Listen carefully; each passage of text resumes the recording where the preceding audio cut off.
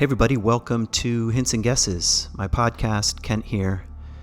Thanks for listening, thanks for tuning in. I'm excited today because I have a chance to talk with another guest. His name is Quique Autrey. He's a therapist and former pastor, actually, as you'll see once we get going in the conversation. And he's got a new book out called Green Flags. And that's what we want to talk about. I want to talk about what he means and the content of some of the book. He also has his own podcast called Psyche, which I've actually been on a couple of times. That's how we've gotten to know each other. And he's one of those people in the world who I think is making an important contribution to helping people like you and I grow up spiritually and psychologically, or at least to be on the path of maturing and making some of the invitations that depth psychology offers more accessible. He's one of those kind of people, and we get into that today. So I hope you'll enjoy the conversation. I think it's timely, as you'll see. I think it's a timely conversation. Like, okay, how can I take more responsibility for my own growth, for my own life, and as I look out at the world, how can I avoid the extremes of demonizing and scapegoating and blaming and shaming and being defensive and all the ways that pass today as just ordinary, being an ordinary American these days. And so anyway, that's partly why I want to have this conversation now. And his book just came out today. In fact, November 1st is when I'm making this recording. I don't know when I'll put it out, but pretty soon. So that's where we're going. That's where we're headed. And thank you so much. Thanks for supporting me. Thanks for supporting this podcast. Please share this podcast. I hardly ever remember to ask you to do that, but it makes such a huge difference. That's the way. It's a word of mouth thing. I don't take out ads. I don't do anything special. I don't have a huge social media following, nothing. It's really people hear about this podcast because a friend or colleague or whatever says, hey, check this out. So any of my episodes, just please feel free to share them with your friends and family and so forth if you're finding it helpful. And special thanks to my Patreon supporters. Really, you're helping support me and support this podcast. I don't mean to be too technical, but Patreon has been in a kind of fierce battle with Apple, the massive media giant that Apple is, and Apple can kind of do what it wants. And so if you become a patron through the Apple app, that's totally fine. Apple takes a percentage of that. I just want you to know that. They take 30% of that. But if you become a Patreon straight through the website, patreon.com/Kent Dobson, then it's much more fair. Patreon takes their cut, but it's nothing outrageous. So anyway, I'm just giving you some facts, and all those changes are taking place this month. So if you're already a Patreon supporter, I don't think anything changes for you. But really, every dollar counts, and it inspires me and to keep going. And through the Patreon site, you can also send me messages, ideas, quotes, poems. We can have a conversation. Once you're in that system, it's a really easy way to communicate with me, and I actually get a lot of ideas from people through what they post and the questions that they ask. So anyway, I hope you enjoy the conversation, and we'll see you down the road. Hi, Quique. Thanks for coming on my podcast, Hints and Guesses. Appreciate it. Hey, Kent. Yeah, man, I'm so excited for this opportunity. Your podcast is one of my favorites out there. I just think what you've got going on is great. I love listening to it. So it's a real pleasure, and I'm real grateful for this opportunity to connect with you today. Yeah, thanks. And I've been on your podcast a couple times. Yeah. On Psyche, which, not that we're like, now it's our turn to mutually praise each other, but I really do like your podcast. And I Thank think you.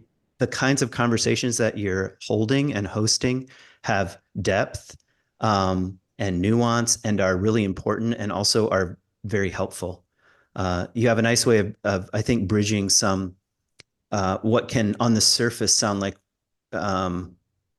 impenetrable what's right Well, anytime you talk about depth psychology, even that word can freak people out. What do you mean depth Oh psychology? yeah. Do I need to be deep? And anyway, you have a nice way of bridging some challenging concepts and notions just into the ordinary realm. So, yeah, I'm grateful that you're willing to come on the podcast. And let's be honest, you also have a new book called Green Flags.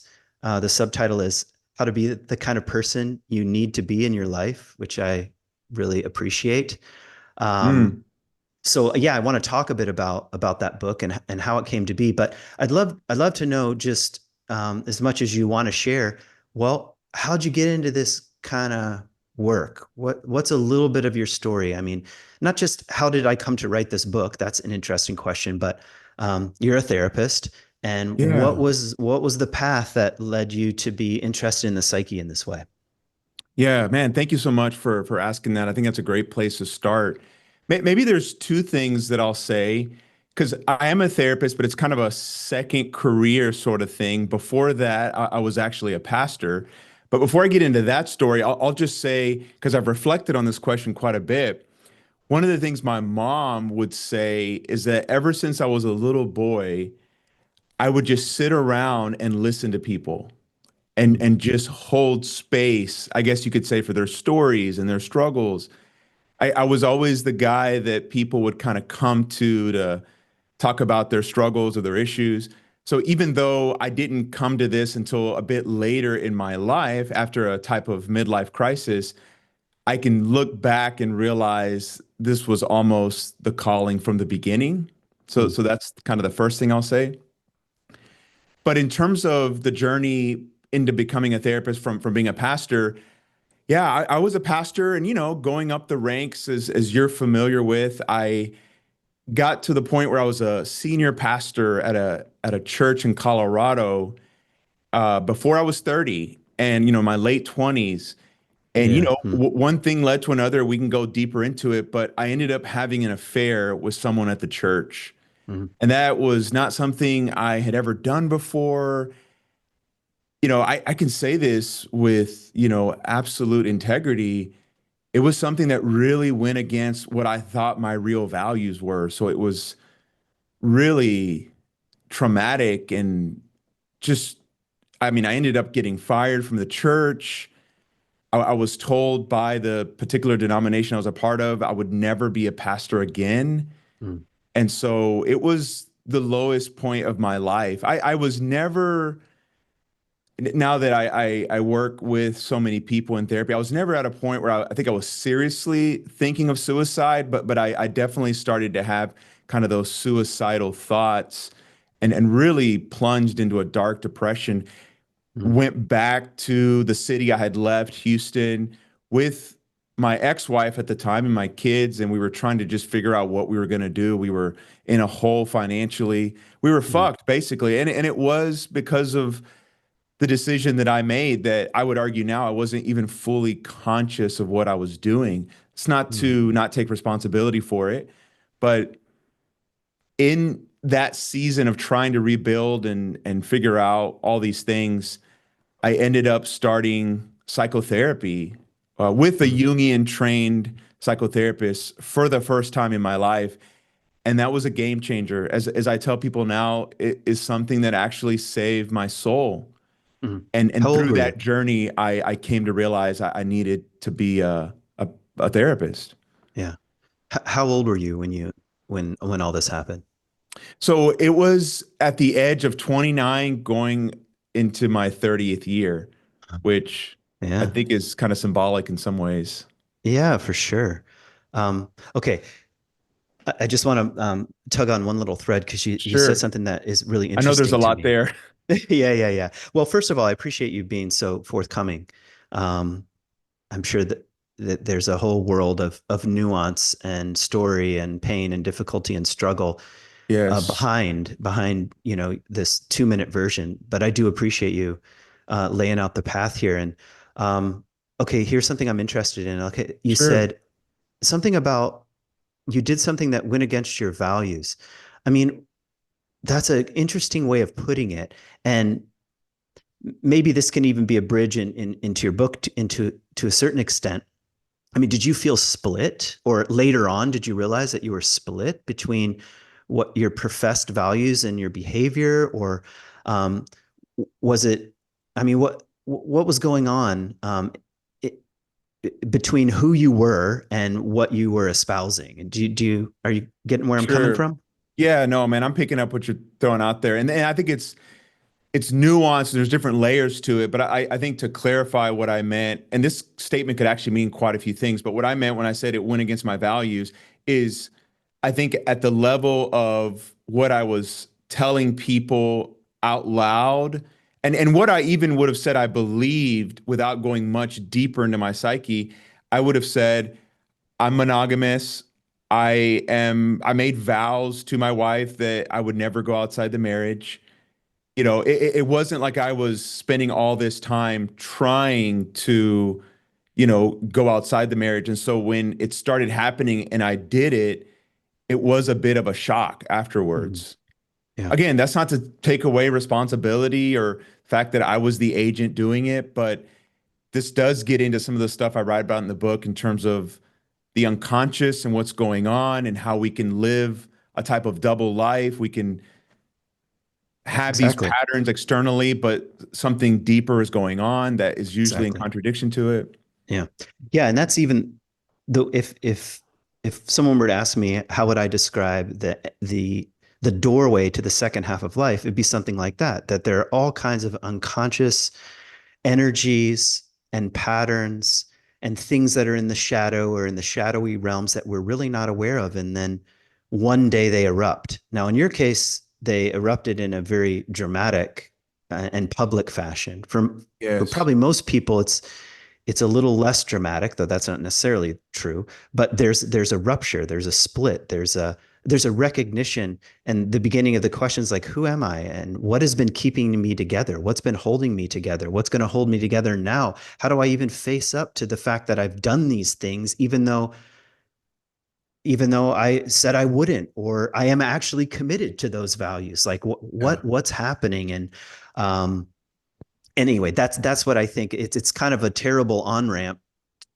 toward, at least toward the second half of life, some sort of um, deeper conversation with the unknown parts of who we are. Make sense?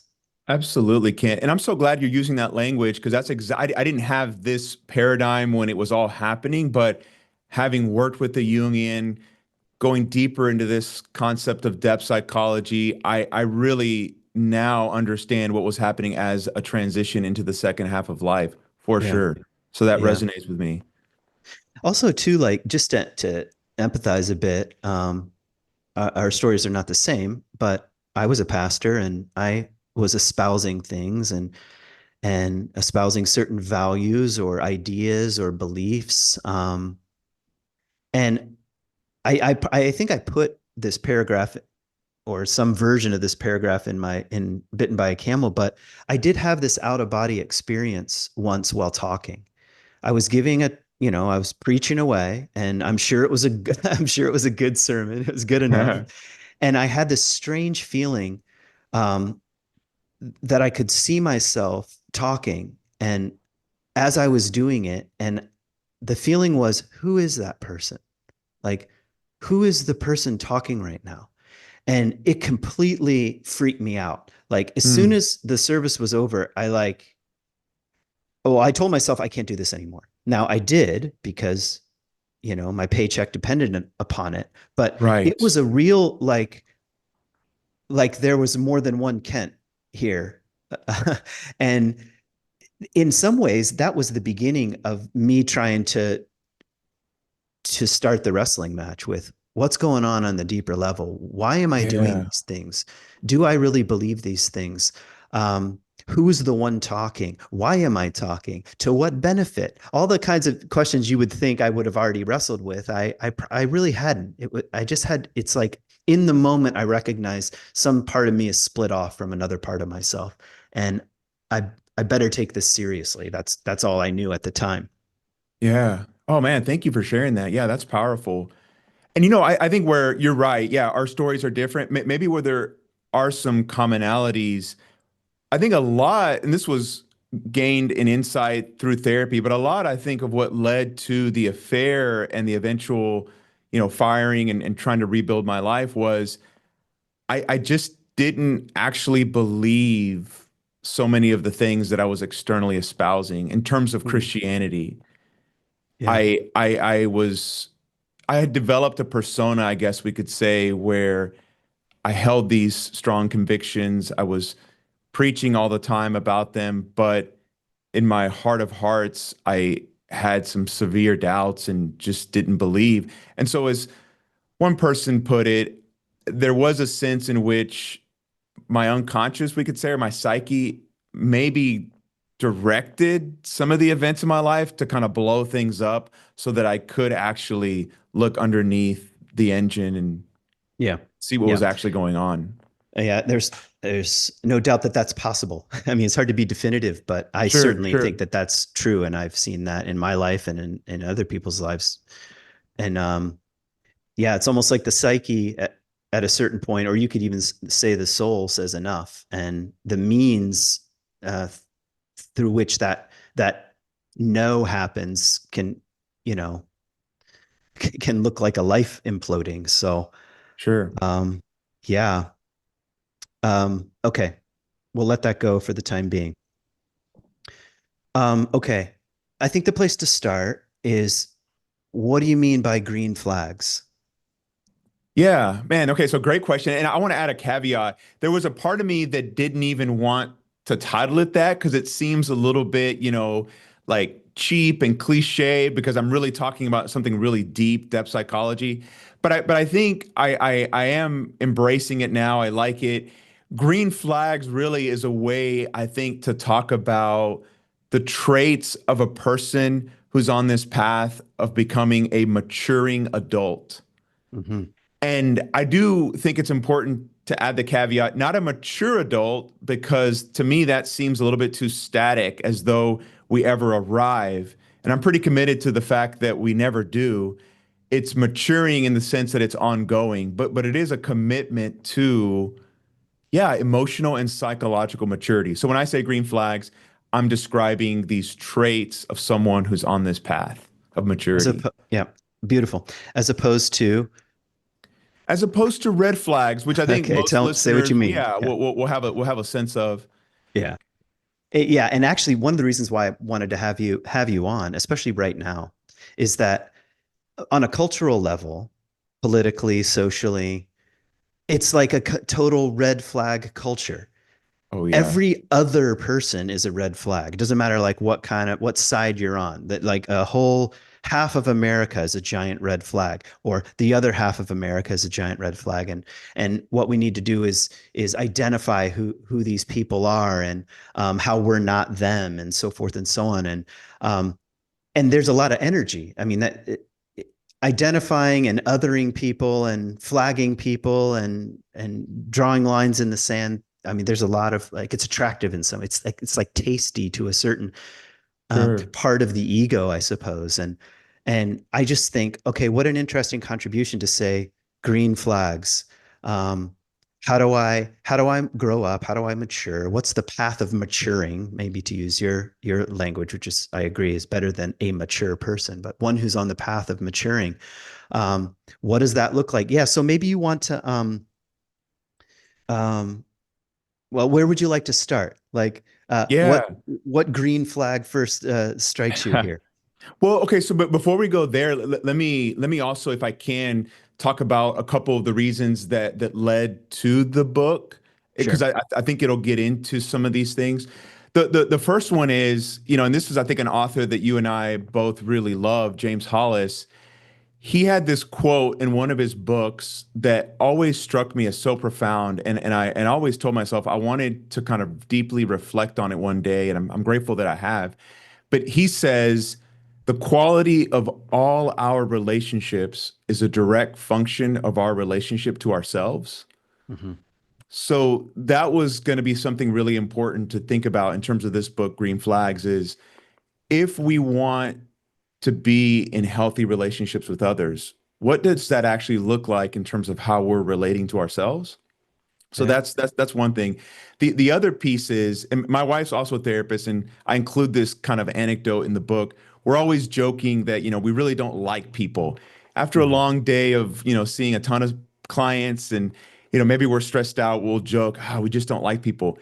And that's not really true. We do like people, we love people.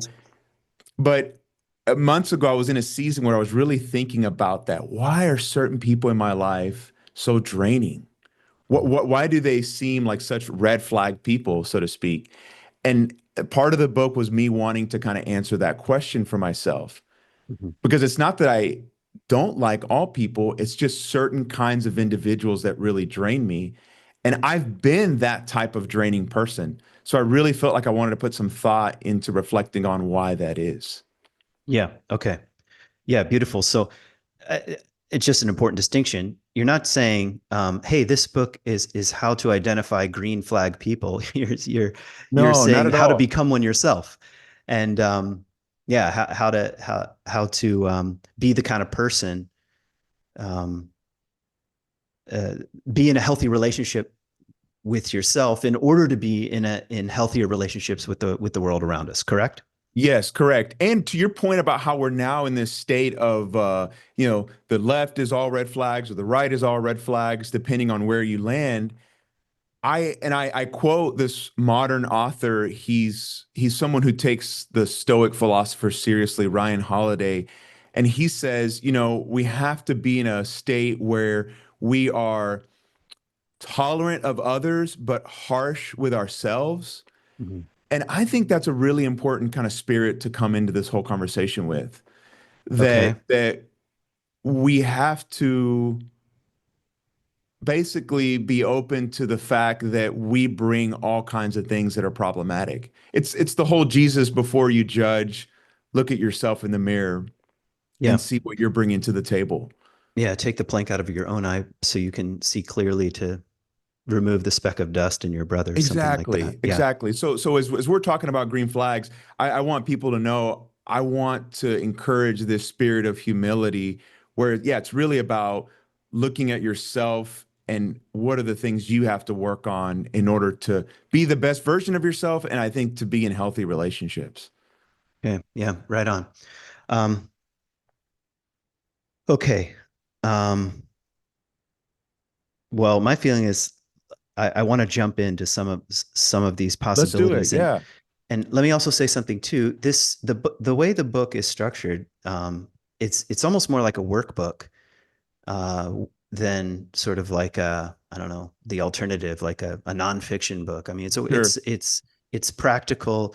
It's filled with practical questions and suggestions at the end of each chapter. I mean, it's the kind of thing that you can pick up and have something other than just ideas to think about. So, Yeah.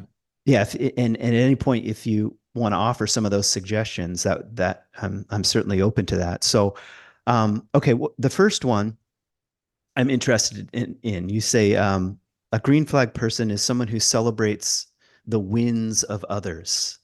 So yeah, say more.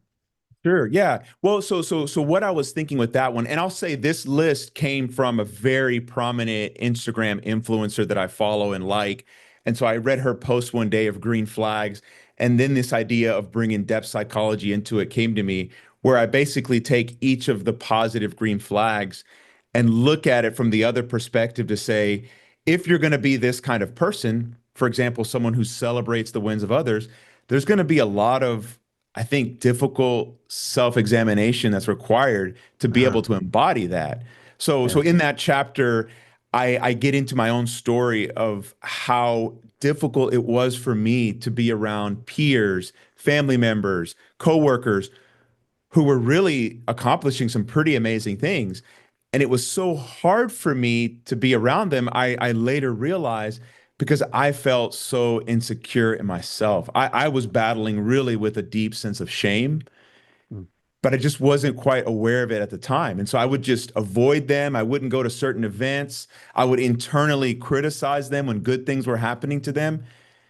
But again, it wasn't their fault. They weren't doing anything wrong. It was all that deeper unconscious reality of having kind of a sense of inferiority, or what one of the great depth psychologists, Alfred Adler, would call an inferiority complex.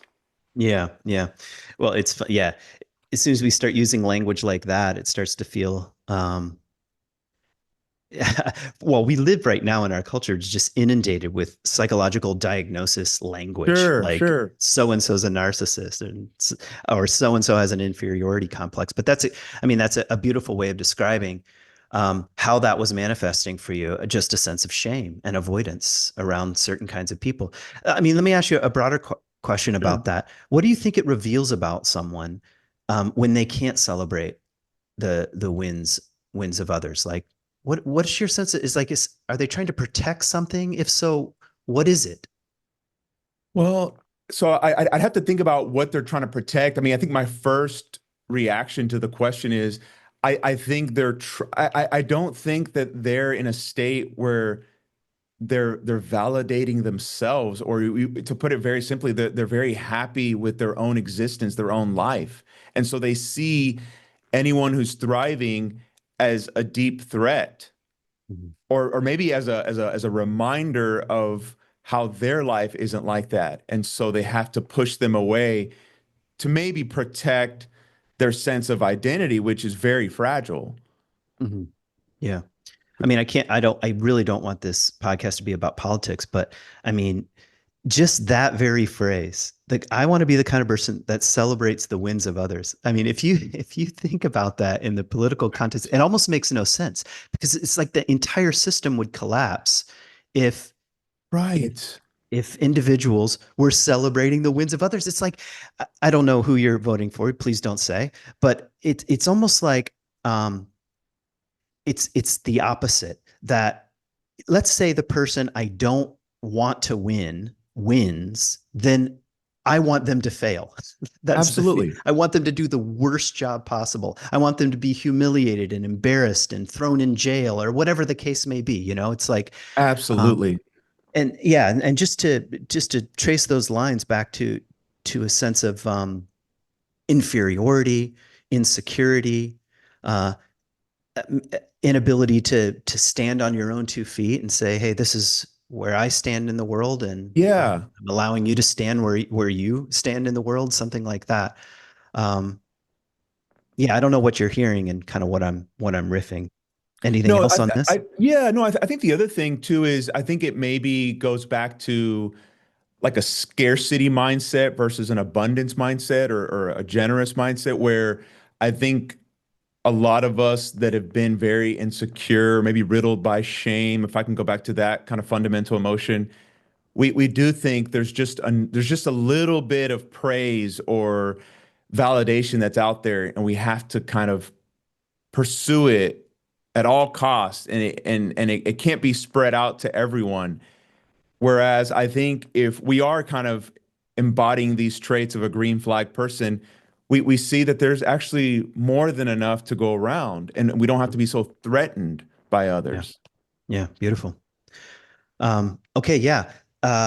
There's of course much more to say Sure. on this, and I actually have a couple more questions, but maybe they'll come up in later ones that are kind of along the same lines. Yeah, Um, but yeah, okay. If you don't mind, I'd love to just keep going. Chapter 2. absolutely. Remember the small things. What are you tugging on? Yeah, so there's a lot in that one that I could say. So it's ultimately really a chapter about what I understand like true love to be. And if you don't mind, I'd love to share the quote that I started with. It's from the psychoanalyst Eric Fromm, who said, "Love isn't something natural. Rather, it requires discipline, concentration, patience, faith, and the overcoming of narcissism." There's that word that you were saying, yeah, we do throw out a lot.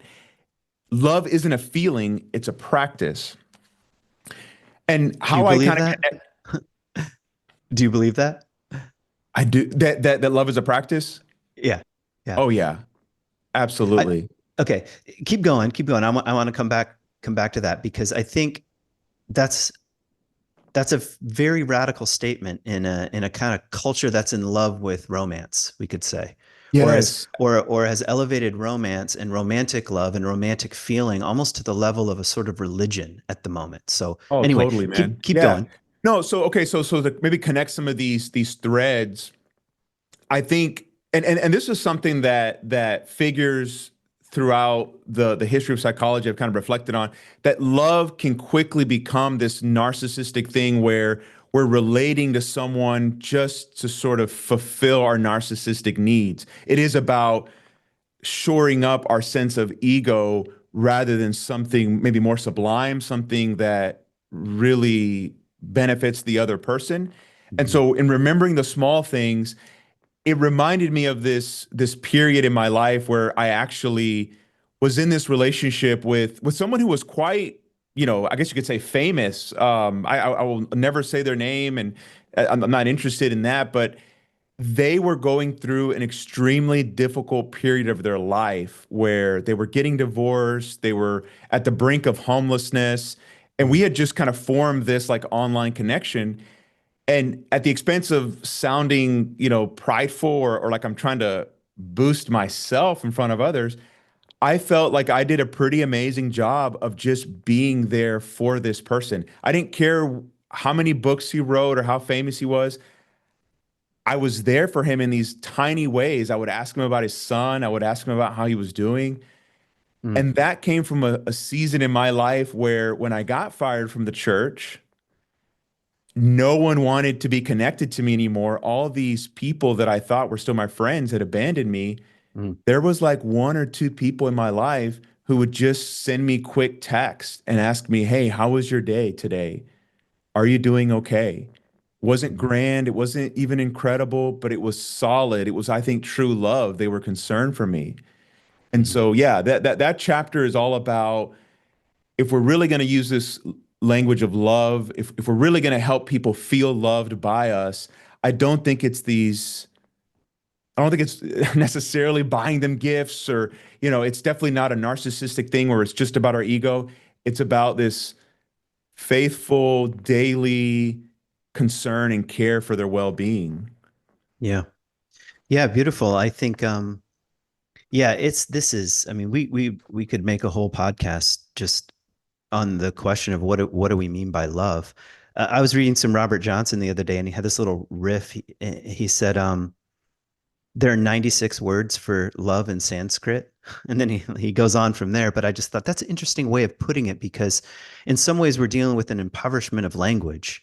And Yeah, we have this single word in English that we expect to fulfill all of our fantasies and all of our needs and all of our hopes and all of our longings and all of the practical sides of things and mm, there's so much confusion around it. I feel you sort of pulling us back down to the granular, like the sort of everyday level of it's about how we act in the world. And we have to start with small things if we want to be a green flag kind of person. It's about small acts of love that yeah, don't yeah. have my own personal needs at the center, which is like that's not very psychologically popular when I No, don't it's not. think it, when most of the questions are how do I get my needs met? How do I express my needs? How do I express Correct. um, how can I arrange my life so that all relationships are meeting me exactly where I'm at? You know, Sure. I'm the center of gravity in the world here. So, And any it's not case, sexy, I don't think, it's to not. to talk about like love as sort of, yeah, being there in the small ways for a person. I know. Yeah. There's not going to be any Hollywood movies, I don't think, necessarily highlighting Yeah. that. The Hollywood movie where someone sends a text, "Hey, just thinking about you." Yeah. Right, Okay. right. Yeah. Okay. Um, all right. The third chapter is about boundaries, and Yeah, maybe I want to ask you. It sounds kind of simple, but what is a boundary? sure. Um, how do we know if it's how do we know if a boundary is rooted in like a complex, for example, Mm. or the ego, or a sense of real self care, or what? Why are you talking about boundaries? Yeah, yeah, yeah. So where I like to start with boundaries is just kind of giving the analogy I kind of included in the book too, that I kind of see it as like a fence around a property, and Mm. it has these various functions where Yes, one important dimension of a boundary is to protect us from things on the outside, we could say that are harmful or dangerous. But I think any good boundary, like I think a good fence around a property, has a gate or an opening where it enables us to relate in healthy ways and to bring things on the outside inside. So it's Hmm. about relationship. The other thing to say about a boundary is it allows us, I think, to have a real sense of identity because it's kind of like a limit point determine or deciding or helping us understand who we are in relationship or even in distinction from other people. So it's kind of like that, yeah, like that limit point between individuals. To Hmm. answer your other questions, I think those I'd have to really think about exactly. I feel like we'd have to have a deeper conversation to know exactly if it's a healthy boundary or if it's like you said connected to the ego. Maybe you could kind of throw out some other like questions there and we can kind of go there because I don't know that I have a good answer just right off the bat. Yeah, I don't know if I'm not even sure where that question arose from. I just think, well, first of all, having boundaries is a pretty popular thing to say in culture. Sure. Like, oh yeah, I need to have boundaries and but just sometimes like I agree 100%. I like how you were um, describing it's a fence that helps us relate rather Yeah, than I think many people use it as it's more like a wall that blocks or totally. like some sort of defense a fortress structure that keeps out whatever. But you're saying no, it's kind of like looking over. Um, it's like looking over the fence at your neighbor. It's like giving you a way of being in relationship where enough intimacy is present, but there's enough sort of safety and protection that the relationship can there a certain amount of ease of relationship is possible because there's a Absolutely. boundary, as That's a great way opposed to put to it. yeah, as opposed to like if I don't know where my property line ends, there's this like it leads to anxiety. Is this feeling I don't know where I begin or end. I don't know when the other person might invade or not invade. And but I guess it's just a tiny question in my mind. Um, I guess it has more to do with I don't want to be too technical here, but when we're hooked inside a complex, anything at all, like let's say Sure. um, a kind of caregiving complex. And if I'm so-called creating a boundary, but I'm really hooked by something, it's not so much, I don't know how helpful that's going to be. It's like, maybe that's how we end up with these kind of defensive barriers rather than something that is, um, both clear and porous at the same time. That's sort of what a fence is, like a picket Yes. fence. It's like you can see through it, but it's clear enough. Sure. Anyway, it's probably the first time I've ever really thought about the question boundaries. That's why I was asking you. Yeah. But maybe just a bit of the art of saying no, which you talk a bit about in this chapter. I'd love to hear you talk about, and then also how do we respect other people's boundaries? Couple things on those lines. Yeah, yeah, yeah. Well, so one of the things that I really started to reflect on, this gets to the whole idea of like saying no, was one of the things I say about boundaries in that chapter is I was someone I now realize I didn't have great boundaries, and how that would come out is what some people now call the Mr. Nice Guy syndrome, or more classically, the people pleaser. Yeah. And really, like the person who's a people pleaser is someone who puts the needs of others, the desires of others, the opinions of others above their own sense of who they really are, kind of at their existential core. Mhm. And so, I think there's these two extremes. There's the whole people pleasing mentality where there's a lack of identity, lack of boundaries, or, and this gets at what you were saying earlier, I think there's a lot of people nowadays who weaponize boundaries to just be an asshole. Yeah. Yeah, exactly. And, Yep. and, and so maybe to get at your question of how a boundary might be connected to a complex or be more about the ego than anything more related to like the self or something more authentic in us, maybe the litmus test is, yeah, around flexibility versus rigidity. Yeah. Yeah. Or maybe I agree. Or maybe also the question of how can I be in relationship with the person on the other side of the fence, which is a different question than how do I Yes. need the world to be? Yes. How do I make sure this person only relates to me on my terms? That's not quite the same thing as saying, well, part of the reason why I have this boundary is because this is an autonomous person in front of me. That I'm in relationship with, and sort of like it's sort of going both ways. Do you feel what I'm saying? Yeah, no, I totally feel what you're saying. And again, I think, and I don't think this is highlighted enough. I'm really big, I guess, on really wanting to go back to boundaries are ultimately about your own sense of identity. Because yes, while you're trying to establish these, let's say, norms that are going to help you relate to others, almost the prior work is to reflect on who am I really? What do I really believe? What am I actually comfortable with? Hmm. And that can be an ongoing process. You may have a certain boundary in one season, and you realize after you grow and mature that that boundary has to change Yeah. because you have changed and developed as a person. Yeah. I think that's one of the problems with being a people pleaser too. It's like a people pleasing person over time doesn't have a good sense of who they are. It's No, just absolutely not. completely dependent on what are others thinking of me? How are others behaving in my presence? And that's how I know Yes. who I am. So, Yes. and I'm not criticizing you. I'm a people pleaser too. Well, it's kind of complicated. On the surface, it might seem like I'm an asshole. Like like people will sometimes reflect something like I, uh, I kind of choose who's worthy to be in my presence or not, as if I don't care about people. I might give off Got that you. vibe. This guy really doesn't care about people, but I do. It's just a little more Mm, subtle, a little more hidden. I'm a people pleaser in the same way. I just have a slightly more abrasive or maybe rebellious part of my personality that I don't think anyone has ever called me Mr. Nice Guy. But that okay. doesn't mean I'm out of the business. I'm actually in the business. It's just more subtle. It's actually harder for me to see. Probably it took Got you. when I was a pastor, because sometimes I would say like, I'm unafraid to say things that are controversial, but I am Sure. also really good at scanning the room.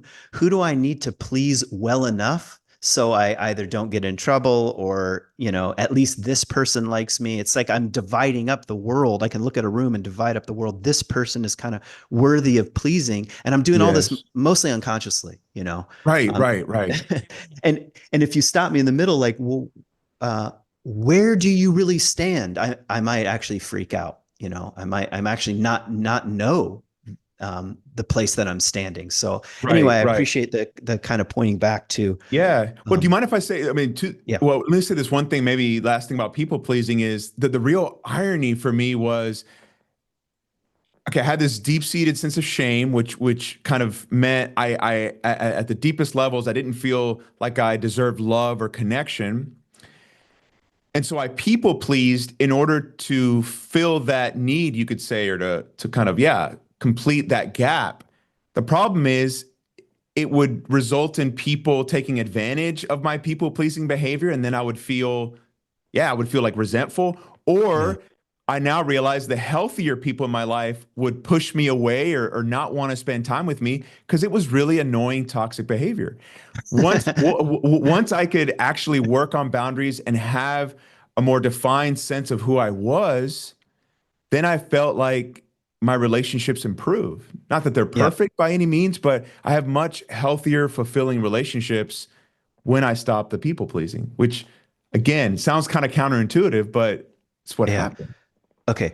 Now I don't want to let it go. Um, Give me an example. It, when did you?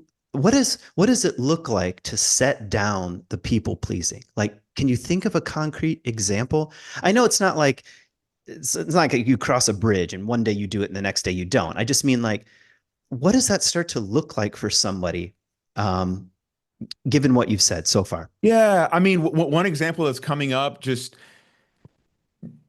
I'll have to kind of give the previous example of how I was and then maybe how I would be different Sure, now. So sure. in the people pleasing era, I could say if I was interacting with someone, let's say going back to politics, they had a very different view than me.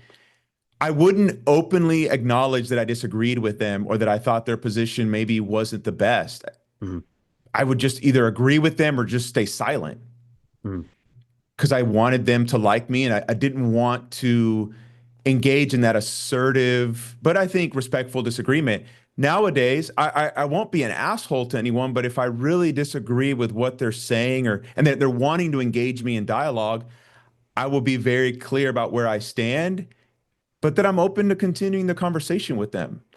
Yeah, I think that's that's maybe certainly one kind of that's prominent a great example. example. That's a great, and I felt that actually with you because we've gotten in conversations about religion, and we probably don't exactly have the same view. And you're not just like nodding along and saying, "Oh yeah, yeah, good point." No, but there's a sense of I can feel you as a person that's standing somewhere, but also with a certain kind of openness, like help me understand where you're coming from. And Thank you um, for that. And I think that maybe is the example of like a healthy boundary where you're definitely secure in what you think, but you're also always open to it maybe changing a little bit or open to kind of input and feedback. So I'm grateful that you noticed that in me because I've tried to put hard work into that. yeah, yeah, I can definitely feel that.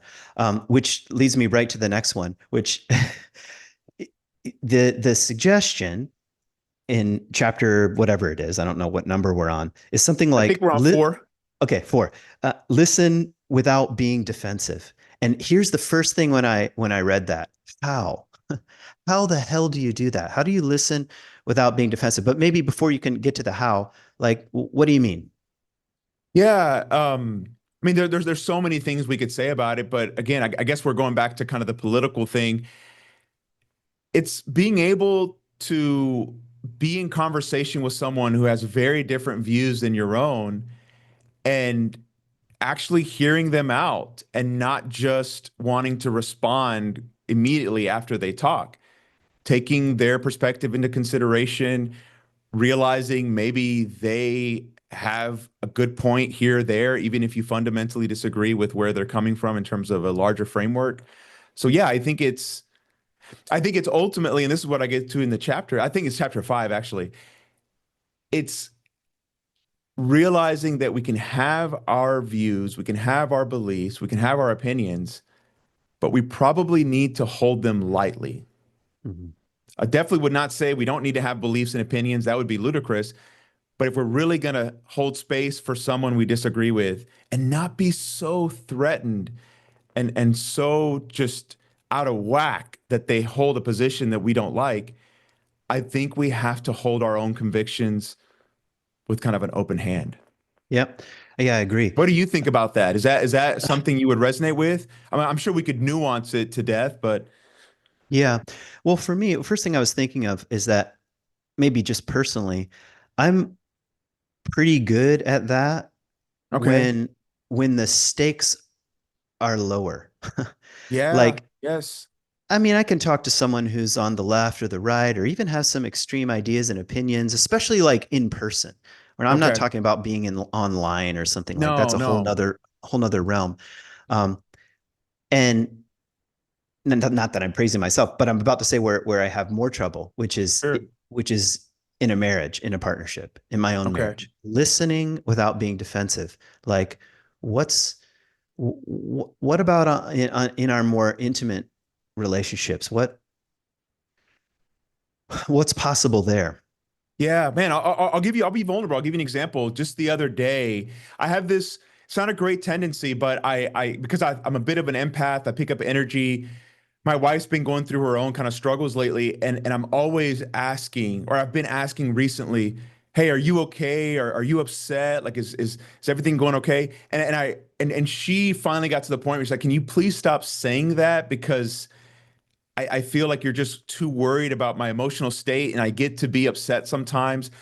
It really wasn't from my end coming from like a really loving spot. And I think would have initially been just hurt by that or put off or just immediately threatened. Like, I don't want to be that kind of person. That's not what I'm doing. I'm actually doing it out of love. But it took her kind of confronting me to then give me a space to say, I don't think consciously I was trying to do that, but I can actually see where you're coming from.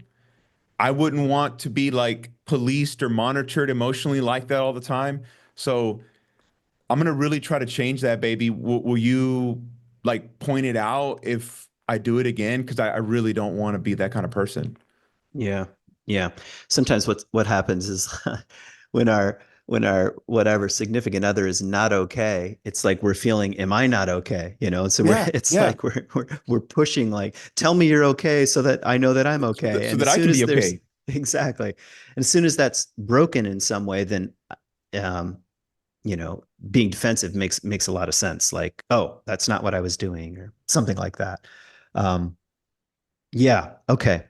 Um, So if I can say this too, going back to this idea that how we're able to maybe listen without being defensive, that it's having an identity that's not so rigidly connected to very specific beliefs.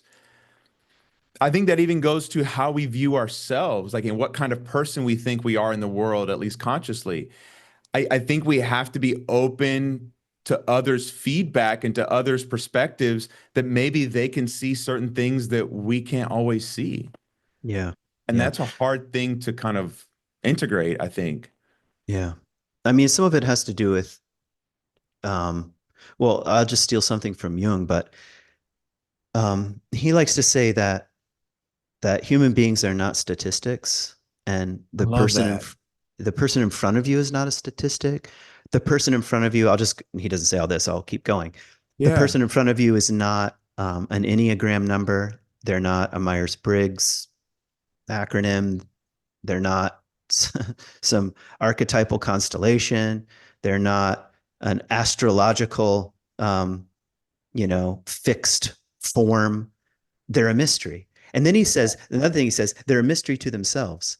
And this kind of like epistemological humility when it comes to identity Mm, is really missing. Like, it's missing in our culture, in my opinion. It's missing in spiritual circles. Like, yes. as soon as we can soften, wait a minute, um, I'm just getting to know myself here, much less the other person. And how they behave and what they're up to is actually quite mysterious. It's like the temperature goes down a bit. And and the opposite of course is being defensive. I know who I am. I know who you are, and this is why you're behaving the way you're behaving, and it must be this and it must be that. And as an Enneagram such and such, you're doing this. All that kind of like posturing, I think, is that kind of defensiveness that is not an example of a green flag kind of person, to put it that way. Sure. Um, yeah. Okay. Okay. Something I want to ask you about from Yeah. chapter 6, which is letting others be themselves. Okay. And first, I want to hear you just speak into that a little bit, and then I want to ask you about being judgmental. So, yeah, what do you mean letting others be themselves? Yeah. And I think one of the examples I give in the book that I was really thinking about, I do some couples therapy, is when, and a lot of these green flags get connected as if you read the book, but Mm-hmm. it's this idea is it's going back to you're having issues, let's say with your partner and how they're succeeding at work or in some friendship that they're really enjoying. Goes back to are you in a spot where you're feeling confident, where you're feeling okay, you're feeling like you're able to validate yourself and not so threatened by something good that's happening to your spouse, to use that Mm-hmm. example. And so to let someone be themselves and have an enjoyable experience is actually hard work in that you have to make sure you're in a good spot. You have to make Mm-hmm. sure that you're feeling validated. Yeah. Okay. Yeah, I definitely don't want to to turn this into yes, but I disagree, because I really celebrate your points here. But here's like a nuance that bothers me, Sure, sure. which is, isn't it also true that sometimes your partner, and certainly it's true in the inner, if you are reflecting on your own life, could be more than they are. So what's the difference? Like, Mm, when are we supposed to let people be who they are? And when is it appropriate to recognize this person is not living into the fullness of their own potential here, or is in some ways missing the mark, or is acting in ways that aren't healthy for them or for anyone else for that matter. Do you feel what I'm getting at? I do. No, I think that's a great question. I think part of the answer to that question, which is a great one, is it has to be worked out in terms of a relationship.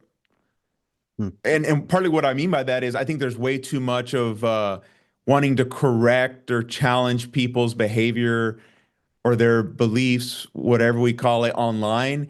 But I think Mhm. if two people are in a friendship, if they're in a marriage, if they're in some kind of agreed upon relationship, I think there is a balancing of, yes, letting them be who they are and celebrating them for that, but also challenging them if they open that door to be a better version of themselves, because that's not just good for you. I think it's ultimately good for them too. So Yeah. I think it Okay. has to be negotiated relationally. It's a great answer, I think. And it's still not settled in my mind because Sure. one of the things that I feel you saying is don't be judgmental. And I agree with you. I don't even like being around judgmental people. But does Right. that mean we have no judgments? And I think that's one of the sort of like the cultural dangers. Like, what are we supposed to say when we see something going on? Um, even we could take like sort of progressive liberal left ideas, and I don't want to single them out, but definitely it's supposed to be a culture of non-judgment. I don't judge other people for their moral or sexual behavior. I live in this field where Right. I embrace people, but then out of the other mouth, out of the other side of the psyche, out of the shadow side, that Yeah. Yeah. it doesn't seem to be the case at all. It's like, oh no, well, this group of people doesn't count. I can't possibly. So I guess I'm sort of dancing with, is there a difference between being judgmental? Is it possible to not be judgmental? Can you not be a judgmental person and still have judgments um, about the way you see the world? Do you feel the kind Yeah. of tension I'm Yeah. No, okay. So here's I want to try to practice what I preach, and I'm okay, I'm please. hesitant to bring this figure up because he's so controversial. Oh But I was no. recently listening to an interview with, and I'm not trying to get political and I won't, but JD Vance. Okay. And he said something that I thought was actually quite brilliant. And I'll say I don't tend to align myself with him. But he said that there are certain aspects, and I'll connect it to what you're saying, certain aspects of the modern left that are like a religion in the worst way possible in terms of Hmm. that obsession with certain ideological dimensions of things that they'll push against certain kinds of evidence because they're just so connected to how they want to see the world.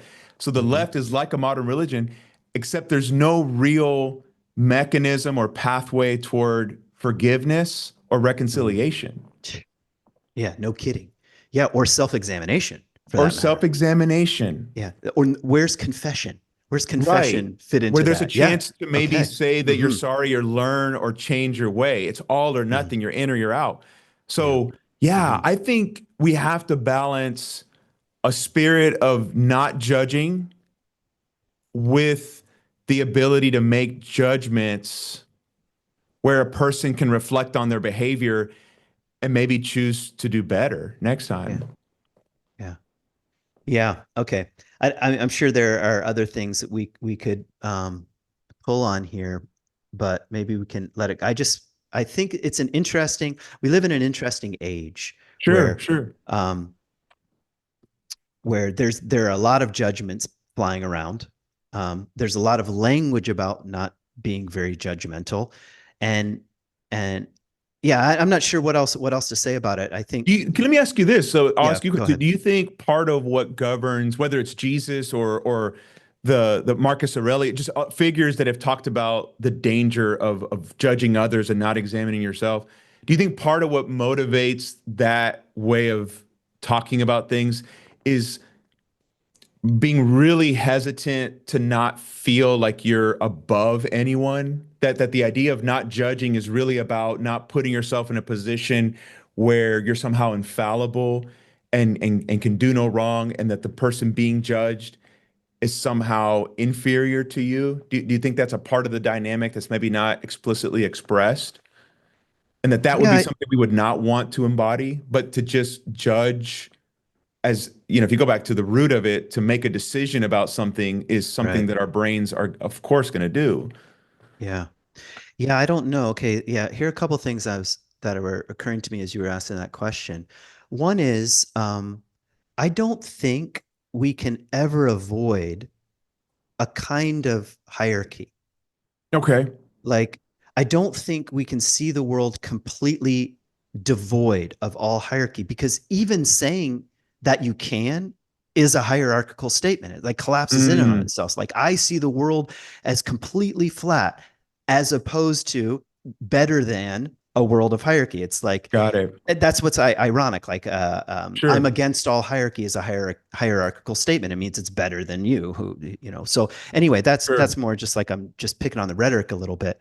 Um, but um, of course, like putting yourself in a position of spiritual, psychological, emotional superiority is dangerous. Like it's Mm, toxic. It's not good for you.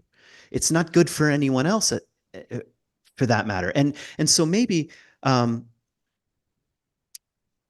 just to come back to Jesus for a minute, the same passage that we mentioned at the beginning, sure. like, okay, so when he says, it's kind of like this. He says, all right, you need to take the plank out of your own eye to see the speck of dust in your brother or sister's eye. Okay, so what what are some meta things we can say about that? Well, first of all, the major problem is the way you're seeing the world. So that's like the Yeah. starting place. Like when it comes to judgment, judgmental, if you can start from something like, the major problem is the way I see it, not the way the other person sees it.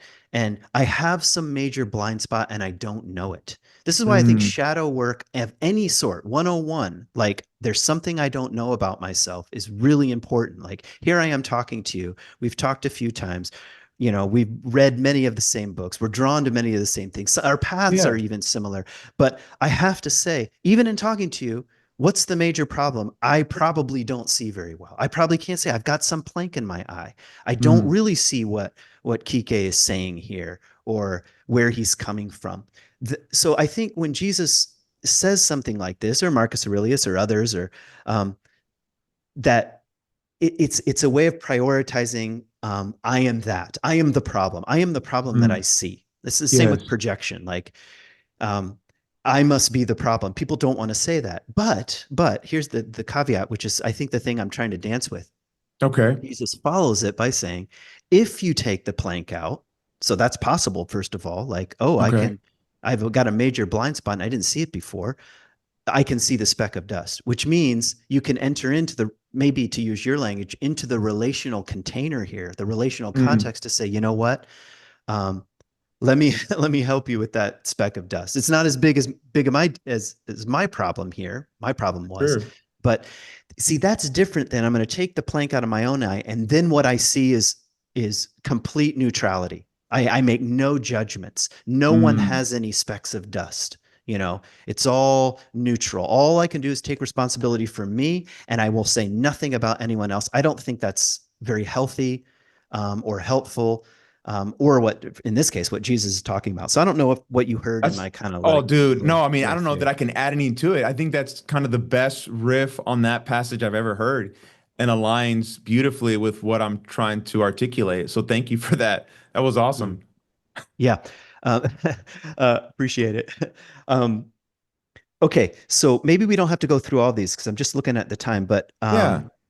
maybe we'll just pause here and say, are there a few other threads that you'd like to tug on that either come out of other chapters, or questions that come out of other chapters, or even like sort of the threads that we've been following so far? Where would you like to take it now? Yeah. So, I mean, again, I think some of the big things that I want people to kind of like think about are if they do buy the book, if they're interested in this conversation, to know like you highlighted at the beginning, it's not just theory. I wanted it to be something that was substantial and rooted in good research. But I think ultimately, given what I do, just kind of on the ground, sitting with people, listening to them all day long, I wanted to provide them with something that would have questions at the end of each chapter that would give them really something to think about. And then what I call these tools for practice, which are just little things they can think about and do on a daily basis that might help them become more of the version of the Yeah. person that they want to be. Such as? Such as, I think a big one, and I feel like we've been circling around this in our conversation, such as someone who maybe goes into a situation at work or enters into a relational space with their kid or their spouse where they're thinking a little bit more about what they're bringing psychologically to that encounter Mm. and how it's not just about the other person. And if they can work on themselves and become a little bit of a better version of themselves, that will lead to, I think, healthier and more fulfilling relationships. Yeah. Yeah. Great. Um, yeah. Okay. I'm just trying to feel in how I want to land the plane here. Um, it seems like okay, I want to say some larger possibilities. Like this Sure. is how I see a book like yours. So one of the things that I got from Jung, that you probably got from Jung too, is that part of the task of becoming a maturing person is to make what's unconscious conscious. That's Yeah. sort of That's at the like the heart of it, right? simplest way of saying it. That's all depth psychology. I almost wish it wasn't called depth psychology. It's just, what do I not know about myself? What do I not know about the world? Doesn't have to be just Yeah. about myself.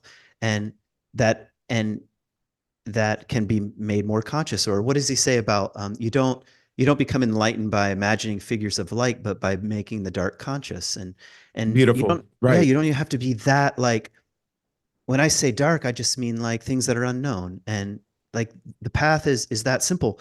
And yet what I really like about your book is that a statement like that saying the process is about making the unconscious conscious, if you don't have any tools, there's almost nothing you can do about that. It's I like think it becomes a pessimistic kind of situation. totally. It's exactly.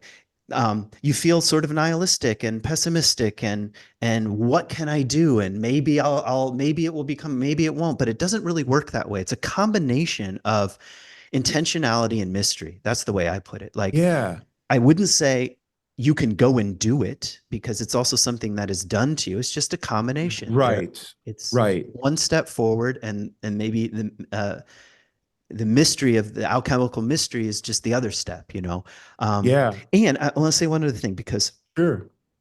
um, the chapters in here, what I liked about them, I hope you're not offended by this. I don't mean it in any offense. It's like if I were going to start where 101, where would I start? And that's how I saw these things on a Mm. 101 level.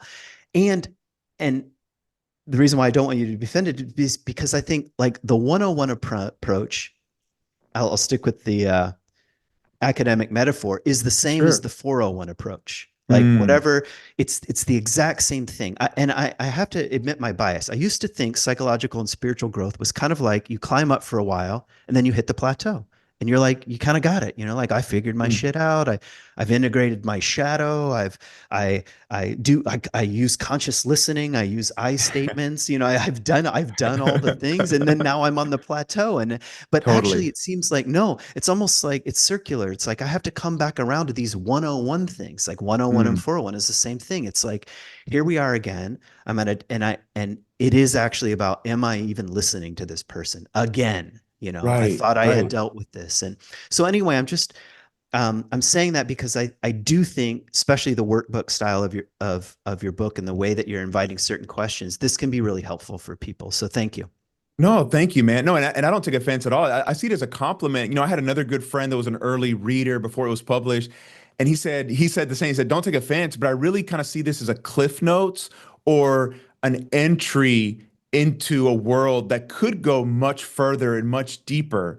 Mm. And I, at some level, I could have written that book, but I consciously didn't want to, in part because I work with a lot of young people who their attention is so short nowadays with technology and everything, but B, they're just not ready to go into the deepest levels. So I really wanted just an interesting and accessible way to get into some of this depth psychology stuff that we've been exploring in this episode. And if I've done that, then at some level, I guess I see that as successful. Totally. Well, you've helped me. So yeah, thank you. Thanks for coming on the podcast. Thanks for putting this out in the world. Thanks for asking good questions. Thanks for following the threads of your own calling into kind of new areas, Mm, um, letting your life unfold and then being, public enough about it. And I just appreciate it. I appreciate you. And yeah, I hope people buy the book. Yeah, thank you so much. If I can just say, if anyone that's listening, if they can just go to my website, kikeautry.com/book, they can get all the information. They can order it. Yeah, How do you I don't spell know your when this name? will go. I'm not sure when this will come out, but yeah, I know we're recording November 1st. It's actually out today, so it's kind of cool that we had this conversation. Yeah, amazing. Spell your name so Okay, they it's QUIQUEAUTREY /book, and there they can get all the relevant information. awesome. Thank you. Thank you. Well, appreciate it and hope our paths will cross again soon. Absolutely.